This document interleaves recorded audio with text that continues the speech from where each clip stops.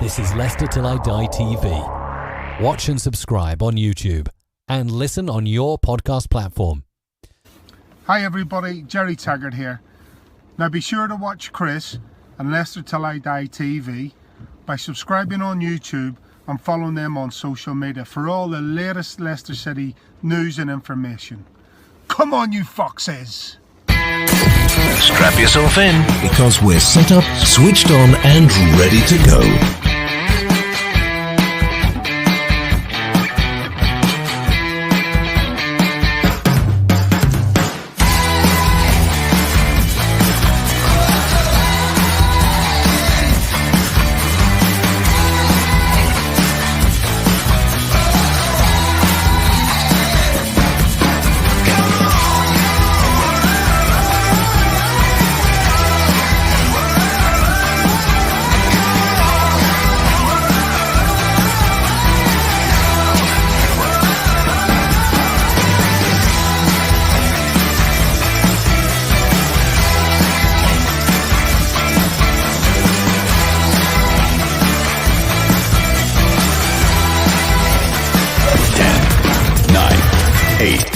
Seven, 6, 5, 4, 3, 2, 1. And it's live. Welcome along, Foxes fans. How are we? I've just got one thing to play.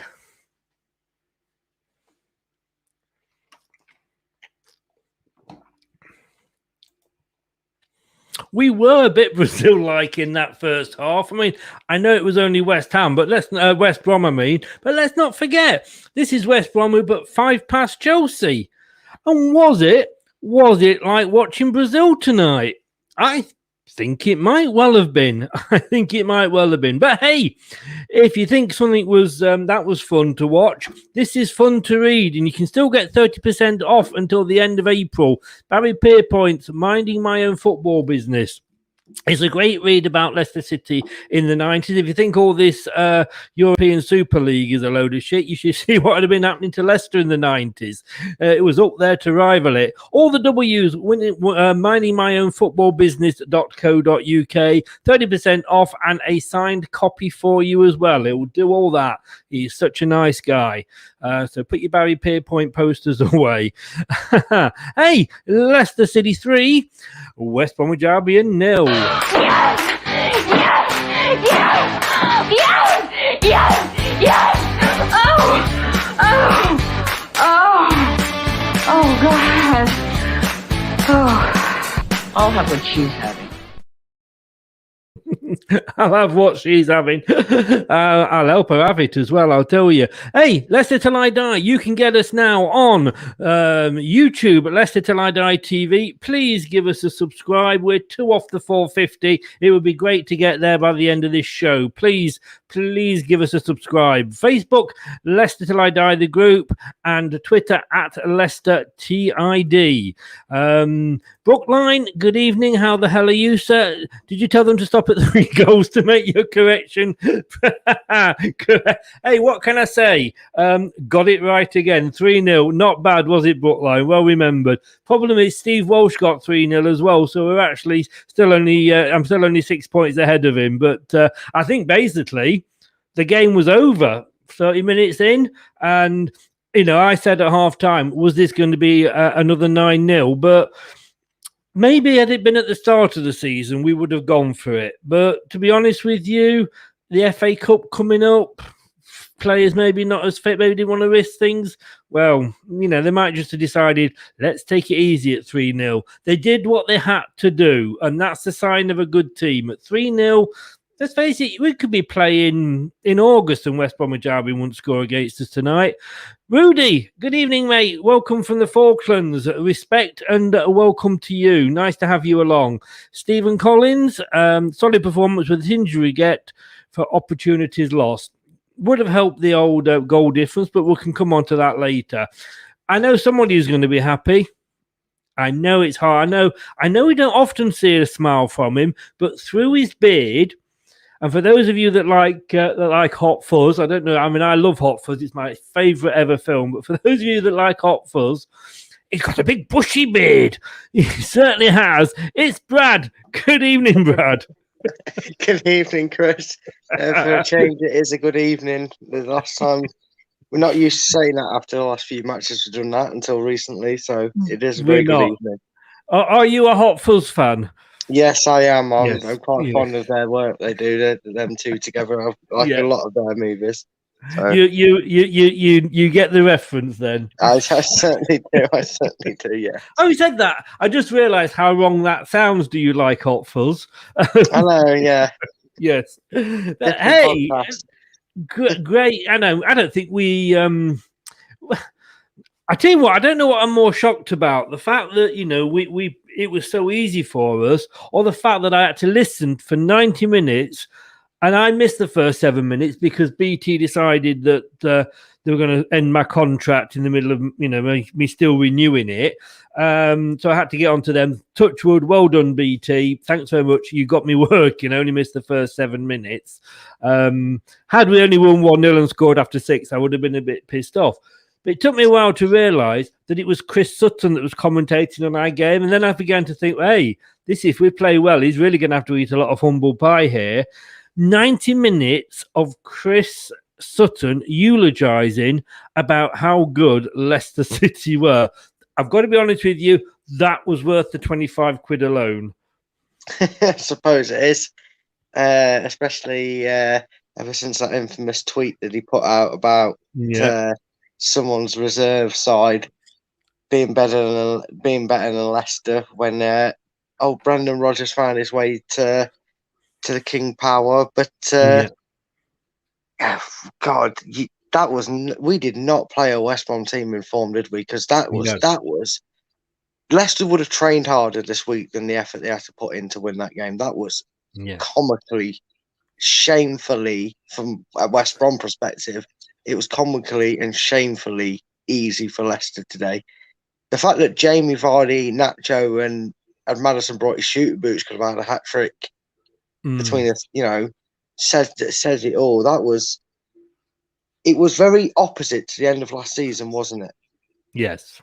We are actually, I heard we are actually 4 points better off than this time last year. Yeah, and it's also in a bigger context, isn't it? Because this time last year, when the pack was chasing, we were dropping points and hoping for results to go away. And whilst we've had to have the odd favour in our time come our way, it's not been through too much of a dramatic point drop from us. So it's nice that when it's needed, we've got the win, because West Brom, relegation, we didn't think it was going to be easy. And with Chelsea playing West Ham, one of them is at minimum going to be 3 points off us, or 4 if one of them loses. And then we've got a game Monday against Crystal Palace, and things suddenly look rosy considering a few league games after Man City and West Ham, things were a bit edgy. Yeah. So Rob's saying there, bet you couldn't jump the fence in Hot Fuzz, Chris. I tell you what, Rob, I'd be glad to get my leg over anything these days, let alone a fence. I shouldn't laugh. I can't say much more myself. No. But thanks, Rob. We said, sorry, I'm laughing at my own jokes usually because I'm the only one that does laugh at them. I've totally lost my train of thought. We were worried, we said this wasn't going to be the West Brom that we played at the start of the season. And I've got to be honest with you, it wasn't. It was worse than the West Brom we played at the start of the season, wasn't it? It was so bad, and you have to try not to laugh because it's just, they were so bad. I mean, I have not had the most glittering, infamous, famous career, and I played in goal behind some very shocking defences. But I've got a funny feeling that some of my former teammates could have put up more of a fight and been more organised than West Brom, because Castagne could have had 1, Nacho could have had 2, 3, 5. It was just embarrassing. And like I said, I genuinely think they'd have worked harder in the classroom, let alone on the training ground pitch. And in the classroom, they worked harder. And I tell you it was what, such a cruise. Brad, and like you say, you used to play in the in between the sticks when you were a younger man. You could go and in that game you could have said to Schmeichel, like, go on, have a night off. I'll stand in for you. I mean, he had that one shot, and I know you don't like stats. I really don't. I'm going to quote them now and get them over with. But we had, and this is I think an occasion where the stats do sum up the game. I know sometimes you can say, well, the stats didn't, tell the true story. But we had 73% possession.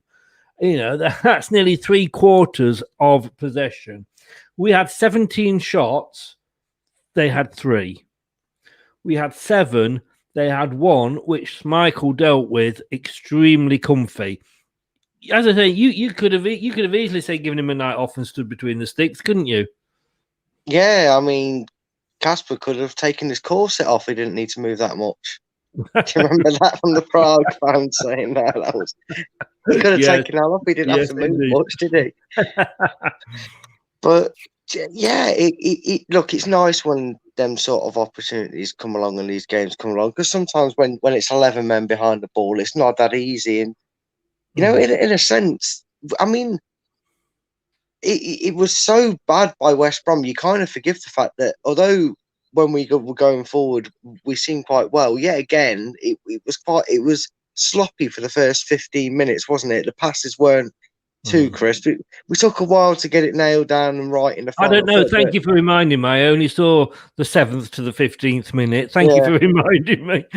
Yeah, well, you the only thing you missed was watching Leicester do what they've done all season, which is carve teams apart and dominate the middle. But just in that final third, the pass, like I said, it took about 15 minutes for us to kind of add the finishing gloss onto a through ball. But 13 minutes spell of pure Leicester at their best, and that was it. Game over, and it literally was that. It was game over. There's not many other sides that 3-0. You tend to struggle to stay in the game at 3-0 anyway.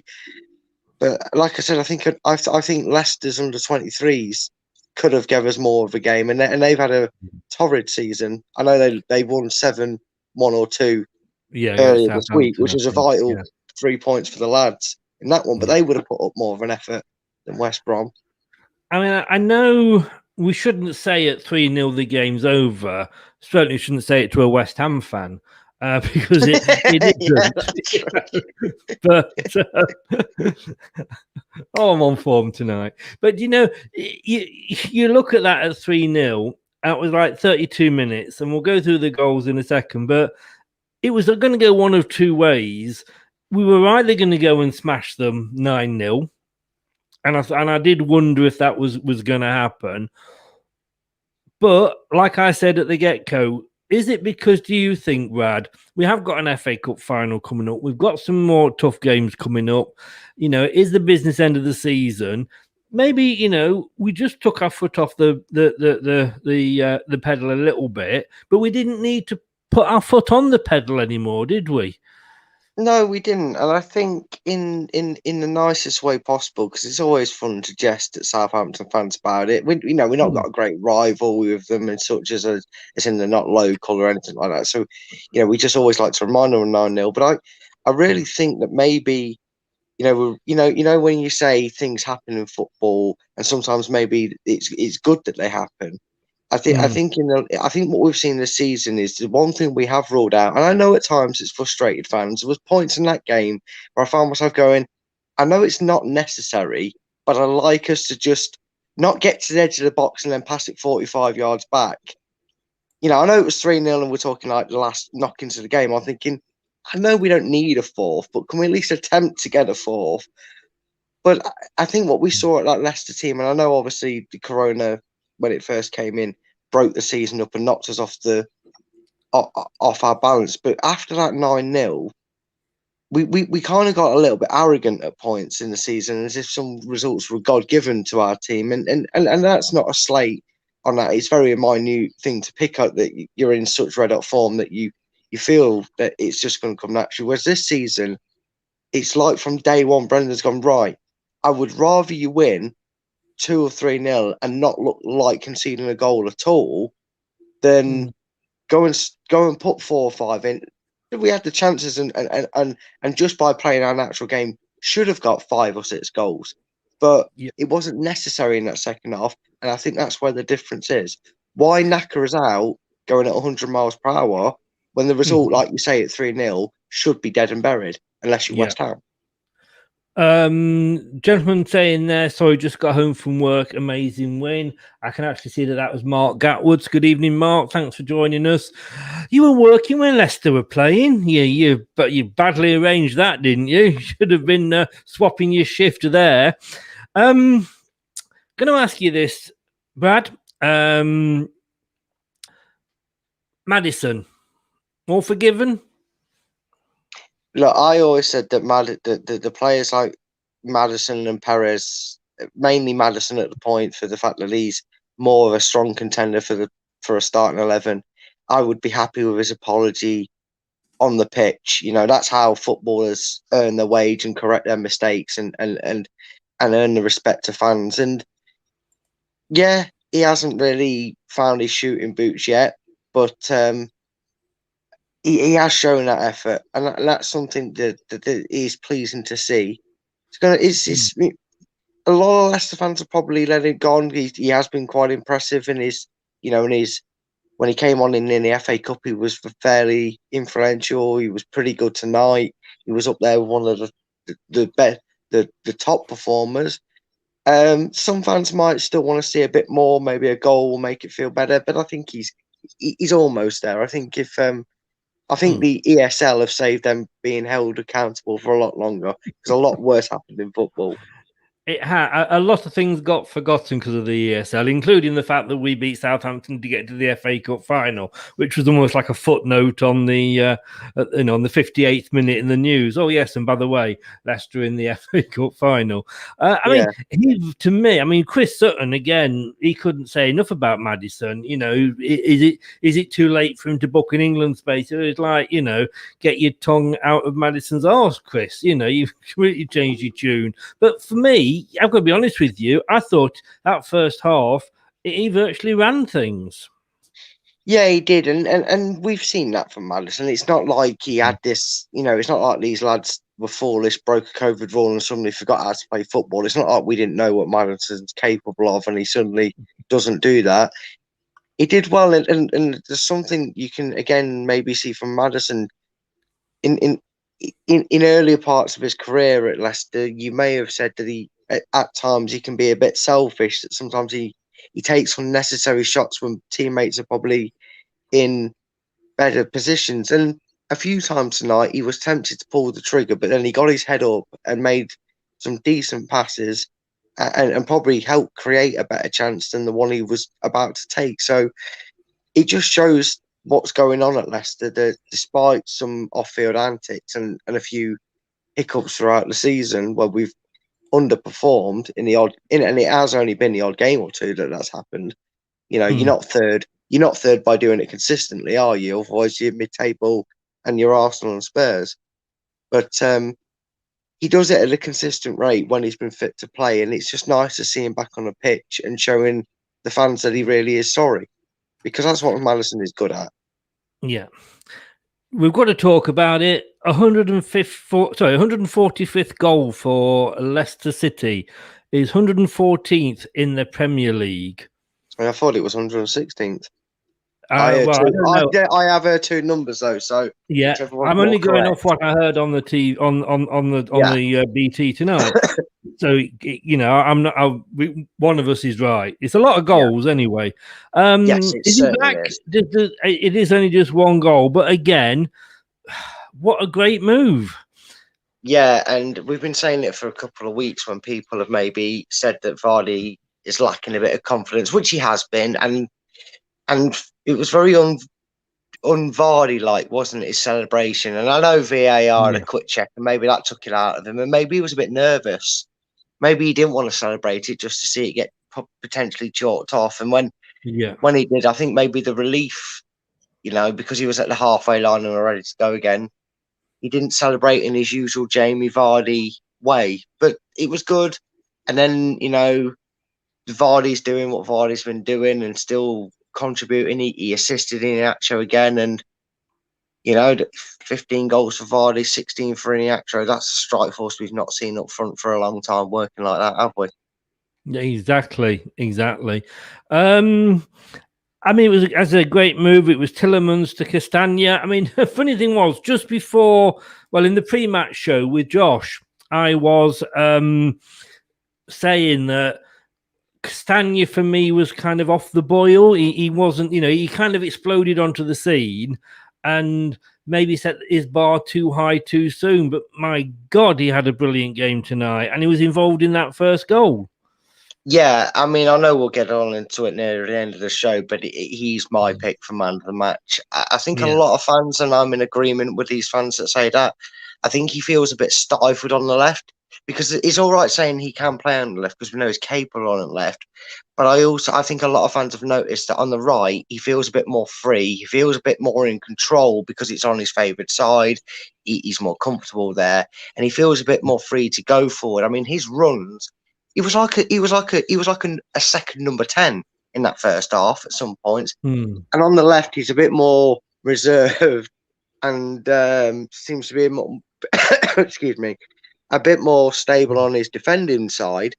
But he's less inclined to go forward. And I think some fans are saying that maybe going forward, when they're both 100% fit, because obviously they'll both want to play as much football as they can over the next 7 or 8 games, especially with an FA Cup final coming on. Maybe Ricardo Pereira when Barnes is back. If you're going to go back to having wingers, you have Ricardo on the right wing and Castagna is a right back, and then you go Thomas on the left. It's a perfectly plausible option because Castagna he plays brilliantly on that right. It was similar to his West Brom performance at West Brom. Sorry. He does, but maybe we've either got to go to a back four or move Castagna over to the left to accommodate Piera. But hey, what a nice problem to have. Eh? Yeah, what a headache to have.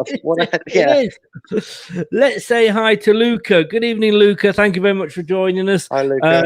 An Arsenal fan there. Nice to have you on, Luca. I hope you're okay. Bookline saying... what does Bookline say? Hard to learn a lot from this game because of West Brom effort, but 3 things can carry forward. Vardy looking faster and playing wide, new set piece takers, and a headed goal. Let's get that. I mean, it was mentioned on the telly, Vardy, he was like shit off the shovel tonight, and I'm not going to say that he just like to play down the left. And again, this was something that they said on BT, but I just think not out on the wing. I don't think he's a natural winger because we saw that's where Hodgson used to like playing him for England, and it's not his position, but he likes to be allowed the space to drift out there and come in. But my God, I can't run. I could never run that fast when I was half his age, let alone being his age. No, I can't even run that, and I'm not even close. I'm a good 4 years younger than him, and I can't run that. Again, that's more unhealthy lifestyle probably doesn't help that. But I mean, I've said it a lot, and I know a lot of people, obviously Leicester fans, will agree with me, and I will argue at hammer and tongue with anyone that disagrees with me. When you're a world class player and you get to this point in your career like Vardy is, you find a way to adapt. And what Jamie Vardy is adapting to is, right, I'm not the gun-ho target man, hit the ball to everybody. I can create space with my running whilst I'm not being so freely with the goals. And at the same time, I can help keep a young lad's confidence going by being the best strike partner available to him. And he's doing a perfect job. There isn't an interview in the last 4 or 5 weeks that Kelechi Iheanacho hasn't started answering a question about his form without saying it's all down to Vardy. Because if Vardy's not making his passes, and was it the Bronze Plumber who came on after our FA Cup and made that same point? And I'm sorry, you can only get classed a world class player if from the start of, maybe not from the start of your career, it's not always necessary because people develop late when they're in their age, but from the age that Jamie Vardy started, is continuous hot streak in the Premier League for us, he has not stopped. And when teams just think they found a way to stop him, he's worked on a way, or should I say another way, to still be impactful. I mean, look at this run before tonight of a period without scoring. I think he's got 7 assists, Yes, hasn't he? In like these I mean, 14, 16 games. That's incredible. We shouldn't forget. I mean, just to back that up, Emil Heskey, striker. Everybody, loved playing with him with England. Whoever was up front, they wanted to play with Heskey. His scoring record wasn't that great, but if you looked at his assists, that it works. And again, we had something similar with them, didn't we? Because we had 3 capable players in that position that could score goals, so it was spread out as well. Yeah. Moving on to Butline's, another one of Butline's points, and I'm not going to take credit for this, but we touched on it again. I mentioned Castagna; he had a brilliant game. I said it's about time we score from a corner to Josh because he used to always say it when we weren't doing. Second goal. Great corner to come in. A little touch from Nacho there. Well, what was Johnny Evans? 2019 December was his last goal. My God, he bullet-headed that one in, didn't he? Yeah, he didn't. He just, and it was, you could see the relief on it. They've definitely been working on something different from set pieces because, let's face it, I mean, you could argue the joke is if you concede from a corner from Leicester, you deserve to lose because I think that's only our second goal direct from a corner this season. I know we've had a few from like a short corner, but that's like a direct ball into the box. I think that's only our second goal from it. So it was quite nice. So hopefully a bit more of them come the end of the season would be nice to add to it.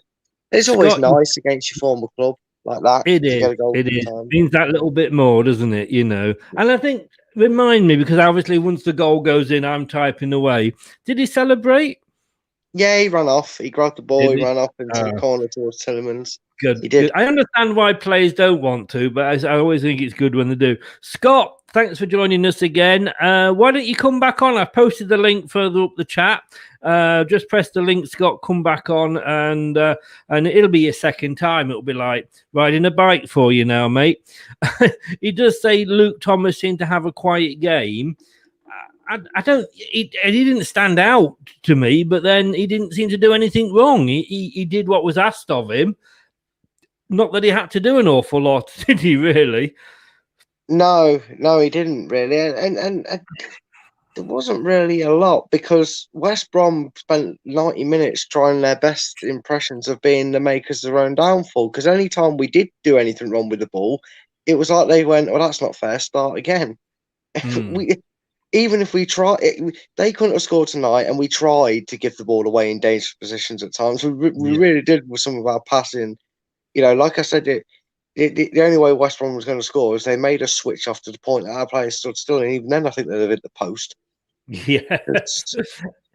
What impressed me, and I'm just going to come on to Davy Gamble's point in a second, but what impressed me about the team tonight was the hunger. We looked like we wanted it. We were first to every ball. We were first to every second ball. We lost it. We went and fought and got it back. This was a Leicester I've not seen for a while. We actually looked hungry for it. Yeah. I mean, it was one of them, wasn't it? Where it's sometimes playing against a team that's so lackadaisical, and it wasn't that expected. We know they've just won the last 2 games in fairly decent standings. Chelsea, they beat very comprehensively, and they beat Southampton. I know Southampton aren't on the greatest run at the moment, but it's a tough feat when you're down there to get back-to-back wins. It's a rare commodity when you're in a relegation battle.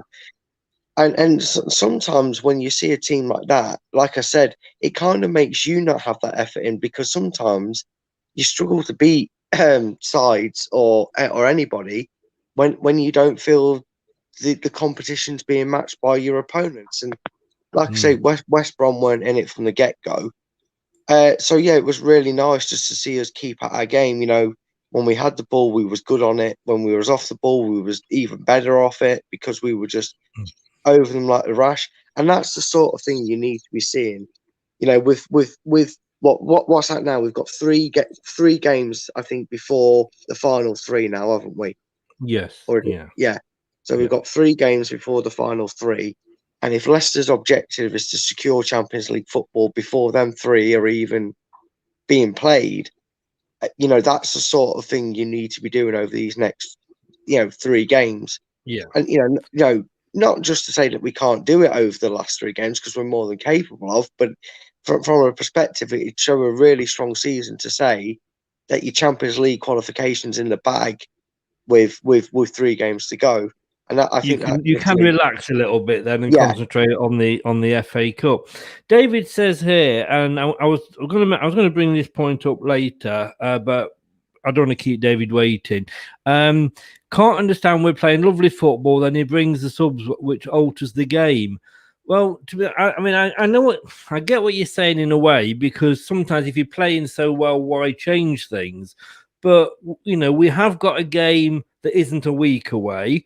They were saying Pierre wasn't playing because it's 3 games within the week with the cup final, this and what have you, and the Palace game. But the Palace game, like I say, it's less than a week to our next game. We've got the business end of the season here now, David, and I do honestly believe that, when you're 3-0 up and cruising like we were, rest players, give them a break. And obviously the other thing is, don't risk injuries, because we know how easy it is to pick up an injury. We saw Vardy go down in the last game. It's easy. Every time a player goes down, I'm thinking, oh my God, that's another one that's going to be out for a few weeks. So I totally understand tonight why those substitutions were made. Yeah, for me, it was kind of a bit of common sense. Like I said, maybe last season, the point was made, and you could say that West Ham kind of mimic it this season. That there's not actually a necessity when you're winning a game to keep going at 100 miles per hour. I think a lot of games last season when we conceded a few goals, even if we won the game, it was because we ran out of steam with 70 minutes played, and we then had to sit back for 20 minutes and make sure they didn't find a way back into the game. Whereas today there was no need. I mean, I think I said it to you earlier on Twitter, didn't I? There wasn't even, forget first gear, there wasn't even a need for Leicester to put that, to take the handbrake off. It was that easy. And like you said, players are coming back. We've been struck with injuries. We know all too well how injuries have hampered us this season in regards to, not that they play badly or anything, but we've been forced to stick with a structured side, which has probably helped us. We've all said that as fans in its own way has probably helped Leicester. And it's just common sense. Pratt needs minutes on the pitch, and Pereira can't play 3 games in the space of 7 days because he's just coming back. Maddison got a sub in the cup game, got 75 minutes here. Perez has been in half decent form, I'll say, enough to warrant coming off the bench. You're going to get it with Barnes over the next week or so. You'd like to think he's due back. I think with Perez, we've sort of, mentioned Perez to death over the whole season, but, at 3-0 up against that team that was West Brom, it made sense to bring him on because I mean, if you're going around the park at a strolling pace, you might as well get some other players on there to get even more minutes. Yes, I mean, David, I know what you're saying. We were hoping to see more. I would have to see more goals. At half time, I put, is this a 9-0?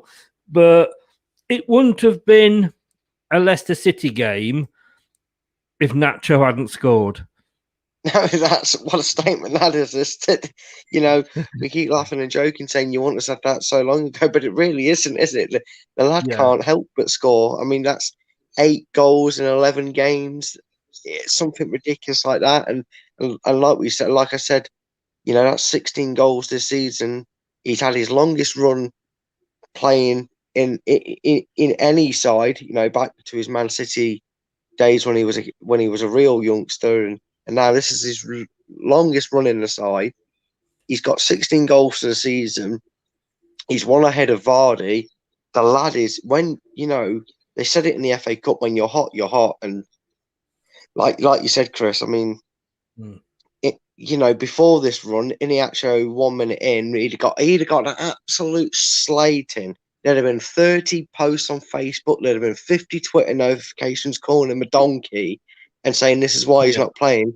But this time when he, and to be fair, you kind of got to give the credit to the keeper a little bit. I might be being a bit kind on Niacho, but you know, he obviously thought the goalkeeper was staying put, so he had a bit of time to knock it forward a bit and then lash it in, and then the keeper came out.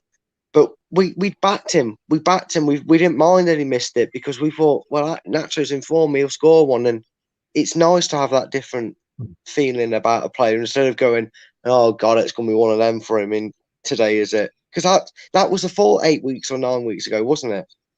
Nacho missed that in the first minute 8 or 9 weeks ago, and fans are going, oh, for God's sake, this is going to be an arse ache. And it's just nice. It is nice to see him scoring, even if he should have had 4 today. Yes, yeah. I'm just looking here because Nigel sent me some information, which I don't think I'm going to be able to read long enough to. It's one of your posts, but like 3 of your posts put together, Brad. It's a long one that he's messaged me, so I'll have to literally read that later because there's no way I can read that out on the show. Chris Sutton on 39 minutes, and I'm going to quote him here, and I love it now that he's saying how good we are. But he basically said, Leicester City are just doing what they want to. Yeah, he wasn't too far off the mark. It did feel like that, didn't it? Yeah. Like I said, they'd have trained harder through the week preparing for this game. And it was just like Leicester were allowed to do what they want. It was just like, for every one attack that maybe West Brom were alert to a ball and actually knew what sport they were supposed to be playing, every other attack was a case of have as much time and as much of this pitch as you want. You know, as if West Brom went, well, it is your ground after all, so you do what you want. We're not going to get in your way. It was unbelievably comfortable from start to finish. I don't think I've seen such a more comfortable game, you know, and I think we'd still be playing, you know, into the summer, and I don't think West Brom would have scored. Right, we're going to take a quick 10-second hello from Alan Smith, and then we're going to be back and we'll look at the second half. Be back after this. Hi, Alan Smith here. Be sure to watch and listen to Chris on Leicester Till I Die TV. You can also subscribe on YouTube and various social media channels. Up the Foxes! Thanks, Alan. Second half. Again, let's start. We finished the first half with a Chris Sutton quote. Let's start the second half with a Chris Sutton quote. Leicester always hunting the ball back. Yeah, and it's nothing too unfamiliar to Leicester fans over this season. You know, with what's on offer in our midfield, they're always on their day very mouthwatering to watch the likes of Wilfred and Didi and Tillemans and Maddison. So it's great that for Leicester, we as fans that watch obviously Leicester play week in week out, that we've been seeing this quite regularly over the course of the season. But there's such a dominance there, and with the likes of Pereira when he plays, and obviously Castagne when he's on form, and the fact that you've got Fofana and Soyuncu taking in turns going on the attack as well, it's so formidable that I would argue that on its day, Leicester have one of the most scariest set of midfielders available in the Premier League, because they've got an absolute wizard and a blocking machine in Wilfred and Didi, who if he fails, they've got Fofana, and then up front they've got Castagne bursting a gut to get forward, Barnes, Justin when they're both fit, and then you've got Vardy and now born again in Iheanacho. It's one of the most relentless sides that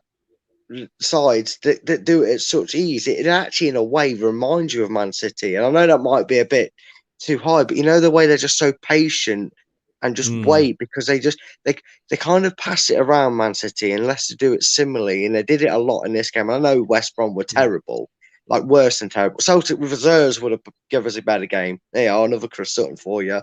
You know, the way they did it is if go, we'll do this all night because we know we're going to score. We know we're good enough to do it, and it's just something that's really nice to see. Yeah, as a Mark team. says there's lots of times when Nacho come to the barn door. Now you know he's going to score. you do, Mark. You do. It's like I say, it's a shock now if he doesn't. Melina, good evening. How the devil are you? Hello, Melina. Nice to have you along. You've missed your boyfriend. He was in early. I don't know if he still is watching or not. But behave, Christopher. Behave. What? Behave. Till I die dating.com. Well, you're a typical woman. What can I say? You're late. Where have you been? No excuses, you know. No, you can't do that to the models, Chris. You can't be saying that. She'll boot you. God bless you. Did you watch the match, Melina? Did you watch the match? I mean, you know, I thought, you know, you might have watched the match and thought that's a good team to support. Because no, she's an honorary fan. I offered her cookies, Chris. She's involved. I told her that Leicester fans get free cookies and donuts, so she's on board. She might not say it now, but I've got the proof. In fairness to the BT guys afterwards, the guy that was presenting it, I can't think what his name was, turned to Robbie Savage and said, Leicester are thereby, you know, they deserve to be where they are, and they deserve to be in the Champions League, and not just there just because of who they are, but they've actually earned they've earned the right to be there. Yes, Melina. Maybe he was having a knock at you. Melina, I'm really, really sorry. Your dad's in hospital. I'm watching from the car park in the right circumstances, but I hope he will be okay. Yeah. Fingers crossed. Fingers crossed, Melina. Okay. Best wishes. Best wishes. Thoughts are with you, Melina. You take care of yourself. Thanks for popping on and give all our best here from all the Leicester fans, Brad and me as well, and onto your dad. David said here, and I'm reading between the lines as to what he said because I think he's had a drink or two. Joking, David. Chris, you must agree was better tonight. Second half altered in the second half. Now you must agree. You did type that afterwards. Yeah, the first half was better, but do you know? I'm going to take you back to that 9-0 at Southampton, and I was there, and I was in the crowd with my son and my girlfriend. And it was amazing. 1-0, 2-0, 3-4, 5-0 at half time. And I actually turned around to my son and went, don't get excited for the second half. The second half will be boring. When you're this far ahead at half time, you just coast the second half. You don't need to do anything. Of course, me being the expert pundit that I am was completely wrong because we went and got 4 more. But I think that game tonight, why go out? And they were there for the taking, but we'd got the 3 points. You know, we've got to think what's coming up. Yeah, I mean, and let's not forget this. You know, the club. You know, it wasn't the prettiest semi-final, but it would have been a hell of a drain on the lads. The mental concentration, the occasion. No matter what footballers say, as highly as confident as some of these guys are, especially in the modern football today, or at least they perceive to be more confident than most. That was a big task. It was the first time in 52 years that Leicester have now got to an FA Cup final.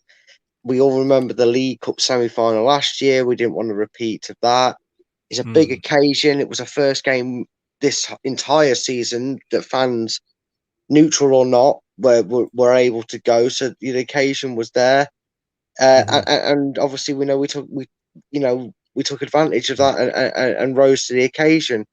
And sometimes when you play a game like this and you get the job done in the first half, it can be difficult, as stupid as it sounds. But you do anything in any job, and if you are expected to get everything done by the time your shift ends, and with 2 hours to go, you get it all done. Yeah, you don't want to, get suckered into another job. Let's face it, you try and look busy. Yeah. But sometimes you just have to keep doing the job that you're asked of. And we controlled the game. We had a few chances, so it could have ended 5 or 6 in the end. But at the end of the day, Natcher could have added to his score. David, you're saying there, Were you next to me at Southampton? Because if you were, you should. Why did you not tap on my shoulder and introduce yourself?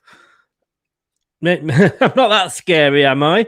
Or you just thought I don't want to be associated with him, you know. Now, can I just say, Brad? And I am going to actually edit this bit out of the show tonight, and I'm going to save it, and I am going to use it all the time. Let me just check on here. This is Mark again. Mark Gatwood is actually asking, what were the possession stats? Well, Mark, funny you should ask that because I'm your man. I am your man.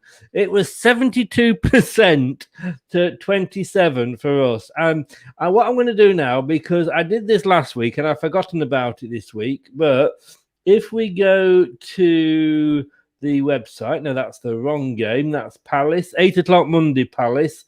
I can't be doing with this 2 games a week again. It's not good. Right, if I go into Leicester City's website, the stats, here we go. We actually had, this is just for you, Mark, seeing as you asked, we actually had 698 passes tonight. West Brom had 249. We had 858 touches, and West Brom had 417. Mark, thank you so much for asking. I love you. I think Mark, Brad, you're getting a ban. I love my stats. Brad doesn't love my stats, but hey, it kind of says it, doesn't it? 698 passes though to 247. You know, somebody said, was that all in the second half? I mean, we were just good all over. I mean, I've hardly got any notes for the second half because it was literally. Was it not, Brad, a training session? I think the whole game was a training session. I put that honestly. You know, like the little last-minute training session they might do the night before, the day before, or whatever. When they last do a preparation for the game, I think they'd have trained more and put in more effort and more running than anything than they did for the whole 90 minutes. But you know, it is exactly what it is, and it's a cliche. But you can only beat what's in front of you, and sometimes in football, it's strange. You can either be very ruthless and go and do what you did to a team like Southampton, or you know. And I remember that Man United got steamrolled 6-1, didn't they? You know, it can happen in a team when you go for the jugular, and you know. West Brom, today's opponents, you know, they went for the jugular and went at Chelsea when it was down to 10 men and steamroll them. And sometimes it's just not necessary. Sometimes, you know, the job's done. You're looking around. I mean, when that second goal went in, let alone the third, you looked around the pitch and West Brom just looked like that's it, it's done. I mean, Sam Allardyce looked bored from the kickoff. Every time it went to him, he was like this. I know he looks like Jabba the Hutt, but there's no need to sit like him in the crowd. He didn't look interested at all. If he was my manager, I'll be honest with you, he'd be the most uninspiring manager I think, you know, there is going. David, I know the Jolly Sailor. It's literally about 7-8 minutes walk from me. So next time you're in Poole, let me know. And now that we can get out and about, and once the pub's open, I'll hold you to that. You owe me a pint. I will definitely hold you to that one. And it's there now. You can't get out of it. You know, he screenshotted it and everything. Trust me, Dave. Exactly. But we spoke earlier about Champions League places and how they're earned and what have you. But, you know, let's just have a look at this now. I mean, how good does that look? You know, we've said earlier on the pre-match show, you should watch the pre-match show. We just get everything right. But we were saying that how often have Leicester not taken advantage when things have been thrown our way? And it could be that had we lost tonight, we wouldn't have been any worse off. But, you know, Brighton gave us they got a draw with Chelsea. Newcastle did us a favour with West Ham. For once, we took an advantage of it. I think we're playing for third, if we're going to be honest here, Brad. I think third is probably what we're going for. But, you know, we got that win, 4 points clear of Chelsea. Yeah, and we're doing it at the pivotal point, aren't we? And I'm not just saying that because it's like the last 7 or 8 games. I think before this, if we go back before West Brom, when we played the likes of Brighton and Sheffield United, we came on here and we said we should if we can get 7 points out of them 3 games, which we ended up doing in the end. We ended up getting 7 out of a possible 9 points. And they're the games that last season, like a lot of fans say, and in many years gone by with Leicester, they probably ended up picking up 4. They've got a shot result, 1, and then drawn 1. And that's something we've got right this season, which I think gives our fans a lot more confidence that it's not going to tail away like it did last season and has done in seasons before. Because now we're in a position where West Ham and Man City are a distant memory defeats, because we're now, what were we, 4 points ahead of West Ham and Chelsea. Yes. We've got a game in hand on Tottenham, who are on 53 points. So we're 6 points and a game better off than them. So that's always been out of the equation for me. I think the likes of Tottenham, Liverpool, and maybe West Ham will be fighting amongst themselves for that 5th spot, because it's just come at a pivotal time. Chelsea play West Ham, and is that this weekend when they play West Ham? Yes, that's this weekend. So no matter what happens in that, we're either going to stay 4 points clear of West Ham because they'll lose to Chelsea. We'll stay 3 points clear of the pair of them, or in regards to what Leicester need to do this season to get Champions League football, we're going to end up either 3 or 4 points clear of Chelsea or West Ham and have played a game more. And then if we win again on Monday, that will put us, do quick maths, 6 to 7 points clear of that team, of the team ahead of us. And that's easy. That's I wouldn't say, on edge. That's not variable in say February, March time. But when there's only 6 or 7 games and there's so much fine margins, there's no room for error in them, like last 6 games, is there? I think when you've got like a 6 or 7 point lead, you have to do something dramatic to throw that away. And I just don't see where you do that, especially when you then follow up. And honestly, look, if we lose to Crystal Palace, it's game on again. There'll be pressure on again, in the sense that we don't take advantage of it. But if we do that against Palace, and we do get 3 points, yeah. If we do get the 3 points against Crystal Palace, and we do open up a 6 or 7 point gap over 6, with Newcastle and Southampton to come before Chelsea, Manchester United, and Tottenham, I just don't see where they get enough points to overturn and we drop enough. Now that I know you're a police fan, I don't know if you know. Fixture congestion. I mean, that's the big worry. How many games you've all got to play together. And I brought this up and I actually sent it to LCFC supporters on Twitter, onto the supporters helpline, because I think we shouldn't be penalised for being in the FA Cup final, and I think it's really, really unfair that the FA have decided to schedule 2 games exactly on the same day, just a couple of hours between each other. And I think the fact that we're playing Chelsea at 3, and then we've got to get on a bus and nip over to Wembley, we will be able to have a shower, we'll be able to get changed, because they've got us playing at 5:30 on the same day. Yeah, I know it's a typo. I know it's an error, and that was originally due to play them. But I couldn't resist it earlier when I saw it. I thought, bloody hell, that's fixture congestion and a half, isn't it? Yeah, I thought they used to get it bad on FIFA when I used to do in the manager games. I used to do career mode, and sometimes it put one on the next day. I used to think, I'll have to put my kids up for that. You have to do more than that for that game. But no, this is who we've got coming up the next 4 games. We've got Palace at home, we've got Southampton away. That'll be interesting, won't it? And Newcastle at home. You know, you're looking at that and you're thinking, for what would you say? 7 out of 9? Would you be happy with? Yeah, I think again you have to go with, you know, you have to compare it to, you know, when we played Sheffield United, Brighton, and I apologise, I can't remember the other team in that small Burnley. That was it in that period.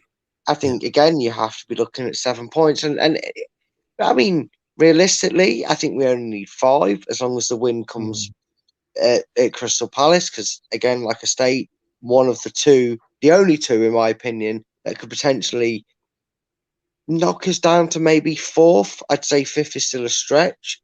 Play each other, and if we do get the win against Crystal Palace, I don't see why you can't get. I mean, I'd like 9 out of 9, but I'd be very happy with 7 points out of that. Yeah. Win your home games, draw your away games. You're going to have a great season as it is. So I'll take that if we can get them. Let's just round it up now then and look at, as we always do, man of the match and player and manager ratings. Alan, as you know, Alan Bennett does this for me, and he does this literally within 5 minutes of the final whistle going, bless him. So he doesn't have really time to sort of put, you know, he puts obviously is what he's decided during the game. But again, I can't argue with him. I think he's probably got it nailed on tonight. Castagna there, man of the match, and a 9 for the manager and a 9 for the team. Brad? Yeah, no arguments on this one. No debation.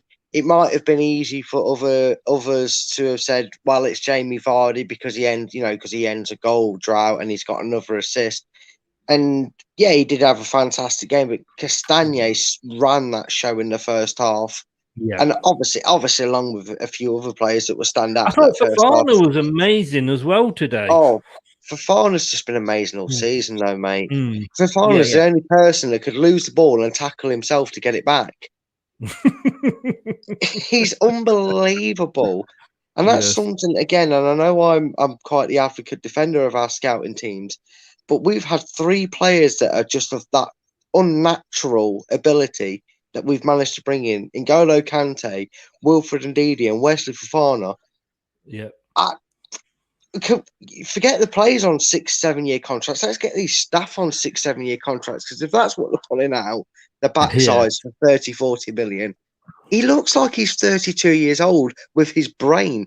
But the fact that he's 20, Fofana, it's frightening. I'm not going to swear because we'll never get anywhere with it, but Jesus.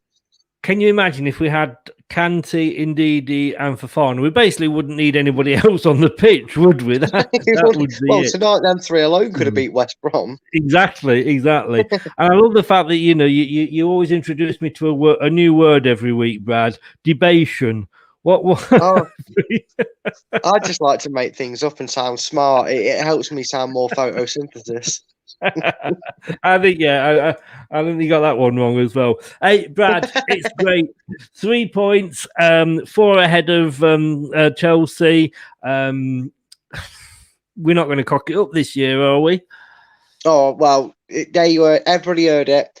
Chris's mouth said we're not going to cock it up. So if he jinxes it, and we do, right, pitchforks, right, I've got a PayPal account, set it up, pitchforks and torches, 2 for a £5. So, but on honest thing, no, it's over the next 3 games. If we're to cock it up, it's over the next 3 games. I just can't see it, so I don't think we're going to, myself personally, but you're taking the blame if we do, because you said it first. And of course, the cup final. I mean, as I watched very quickly to touch on this, when I watched Chelsea the other night against Brighton, I wasn't worried about them. No, and I think there's something about Chelsea, and I know they've improved under Tuchel, and they have improved. But I don't know if they've improved dramatically. I think he brought a balance to them, and I think he's got them playing a better way. But they still haven't. It's not like Bruno Fernandes with Manchester United, where he's completely rocketed them to that level, that next level that Manchester United seemed to have been missing, which was, they spent 80 million on a dynamo that turns out to move quicker than a dinosaur unless it can be asked or a transfers window's open in Paul Pogba. But they haven't sort of got that catalyst. And maybe Kai Havertz and Timo Werner next year will click a bit better and do it. But in this season, we all said, didn't we, before we play Southampton,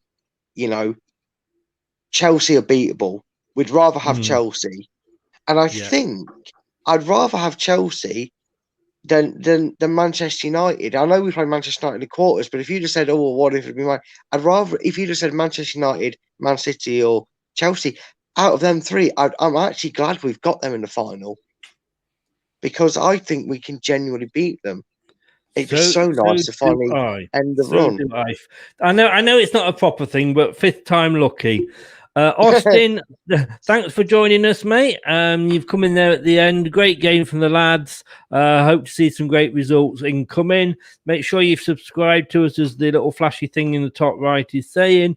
David Gamble, again, witnesses, mate. You're down in Poole in July. I'll meet you for a pint. The Jolly Sailor. I will see you then. Brad, as always, thank you very much, mate. Yeah, no worries. It's been a pleasure. Thanks for everybody who's commented. It is always a pleasure when we win, isn't it? It is always a pleasure when we win. Yeah. And again, best wishes on the recovery to Melina's father, and hope he's well soon. And I hope the 3 points to her new. I hope 3 points for her new founded favorite team has cheered her up a bit.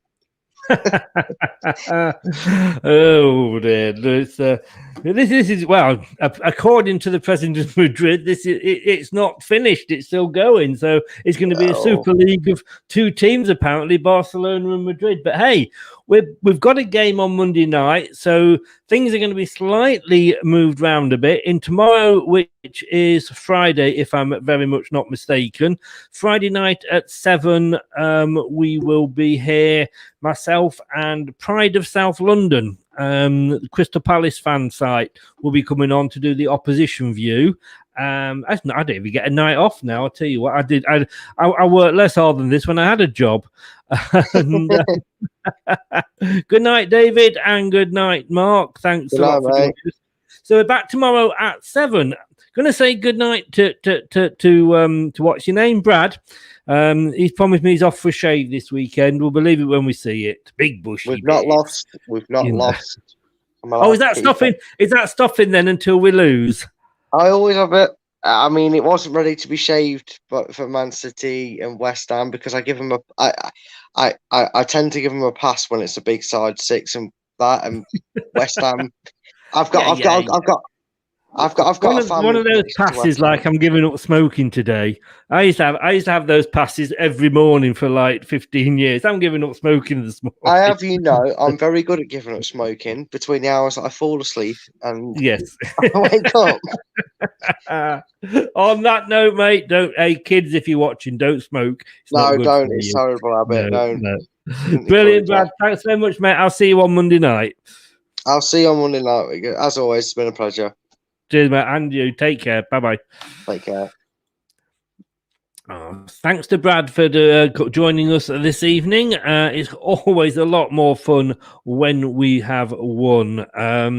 So, guys, do what it says in the top corner. Let me just bring this up now, because if you want to listen to us again, you can do on YouTube, and it's Leicester Till I Die TV. Don't forget to click that subscribe button. I don't know if we still are 2 off the 450. We're trying to get to 500 by the end of the season. Don't know if that's going to happen, but let's try and get to the 450 anyway. So subscribe now. And if you want to listen to us while you're doing the washing up, or while you're stripping the walls or painting the shed, you can catch us as a podcast form on Anchor, Google Podcasts, Amazon Music, Apple iTunes, Spotify, and Podcast Addict, just to name a few. We have got it all over there. So back tomorrow, 7 o'clock, with Ali from the Pride of South London, the Crystal Palace fan site. We'll be talking Leicester City Crystal Palace. Sunday night at 7. I agree with that. I pause then because I'm doing a Sunday night at 7 show, which is the preview show with Craig, and I'm thinking, bugger, it's line of duty, but hey, we'll be over by then. 7 o'clock Sunday. Don't watch Antiques Roadshow. Watch us. It's the Bad Daddy Show. It's me and Craig doing the old preview show. Then Monday night, we've got the match, and sandwiching the match, we've got the pre-match with me and Josh and the post-match with me and Brad. It's been a pleasure, guys. Thanks for joining. Thanks for watching. Thanks for everything you do and commenting. It's been a pleasure doing it, and we will see you tomorrow night. Take care. Hello, stay safe. Matt Elliott here. Be sure to watch Leicester Till I Die TV on YouTube and follow all their social media platforms for all the latest updates and news on Leicester City Football Club. Thanks for watching Leicester Till I Die. This is Chris saying goodbye and see you next time. Some people are on the pitch, they think it's all over. It is now.